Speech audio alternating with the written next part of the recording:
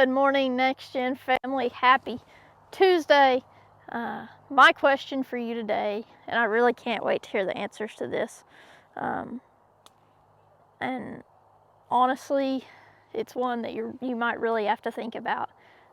But this is something that I think is really good to be mindful of, so you can continue to show appreciation, if you will. Because I'm all about that. I love showing appreciation to people. But who are the 5 people, we're going to go 5, who are 5 people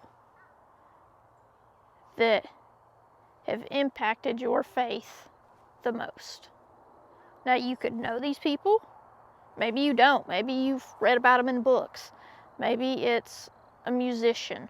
Maybe it's a famous speaker, a famous pastor, whatever. But who are the 5 people, who are 5 people, I'm not going to say the 5 people, who are 5 people, because we could obviously have a ton more than that, but 5, or the top 5, if you will, that have impacted your walk with Christ. You know, something that I'm really big on is discipleship, because we are called to go make disciples. We're not called to bring people to Christ and then just leave them there. We're called to make disciples, to show them the gospel, to walk them through the steps of accepting Christ, and then to continue to disciple them so that they can go and do the same thing. So that they can continue in their walk with Christ, and they can go out and they can find people that don't know Jesus, and they can walk them through the steps of salvation, and then they can continue to make disciples out of them. It's a process. It's like a stone that just keeps rolling and gets bigger as it rolls, like a snowball effect. You know, it just rolls and it gets bigger. That is what we're called to do. So who are the 5 people that have invested in your life in that way, that have impacted your walk with Christ in the greatest way? For me, obviously first and foremost is going to be, my parents. So that's 1 and 2 probably. Or I guess you could just put them on 1 because they're my parents. But my parents are a big one. I'm going to put them just on 1 because they kind of go together. But mom and dad, they have showed me how to serve. They have showed me, how to trust Christ through all. I mean, they were the very beginning of, the first Sunday, the Sunday after I was born, I was in church. They have always put me in church. If the doors are open, we are there. Like that was the philosophy that I knew growing up, is if those doors are open, we're there. Doesn't matter what the weather is, doesn't matter what we've got going on, we're there. Few exceptions down the road as far as like playing ball and that sort of stuff. But even then, we made sure that if we were going to dive into something, that it wasn't going to take us out of church every single week. Grandma and granddad, grandparents, I'm going to put them on a second one together because they go hand in hand. But same thing. They have just showed me time and time again how to trust Christ no matter what. And, even dealing with grandma and her stroke and her brain aneurysm, even now I still see that, of them trusting Christ, that his will be done every step of the way, and giving him all the glory and honor and praise. That's what I see a lot from granddad, whereas he had, a professional fishing career, and he could very easily have taken all that fame on himself. And don't get me wrong, sometimes he does, but more often than not, he turns it right back to Christ. I do this because God has enabled me to do it. That's what it is with him.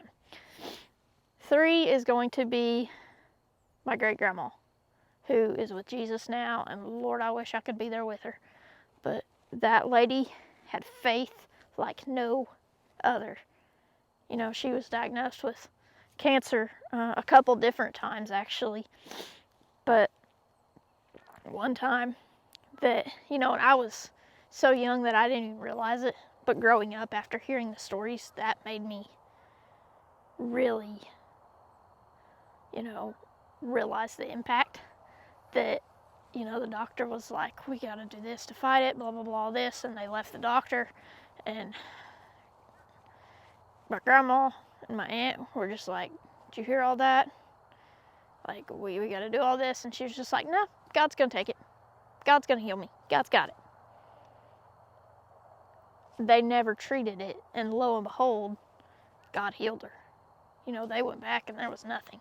So the faith that woman had was amazing. And I'm like, if I can be half the lady she was, if I can have that half of the faith that she had, I'll be sitting pretty. I miss her dearly. So, number 4 is going to be a youth pastor that I had through almost all of my youth department career, if you will. He left about halfway through my senior year, but still was super involved with my family. We're super close to him and his family. But that man will be so transparent. And growing up, that's what kids need. They need transparency. They need to see that a walk with God is not always unicorns and rainbows. That there are times that it is just hard. But even in those times that we go to Christ. And last is going to be a teacher turned mentor, turned second mom, turned second family, turned just lover. Hi, Lily. That woman. She is, she's the one I still go to today for stuff. She is my go-to because I can just say, I need prayer, I need encouragement, I just need to hear your voice and to be told that everything's going to be okay, and she's on it. And I think it was just the fact that she showed me how a teacher can be so much more than just a teacher. How a teacher can teach more than just the content that the state tells them to teach. Because she taught me to never give up. She taught me to stand strong in the face of adversity. She taught me just to rely on God for nothing. Like to rely on God even when nothing goes right. Even when you're in the darkest valley, she taught me that God is still there. And she's walked that in her own life in front of me and allowed me to have almost a front row seat to see it. And so it is, just the impact that she has made is incredible. Those 5 people are mine. Who are the 5 people that have impacted your walk with Christ the greatest? Guys, have a great day.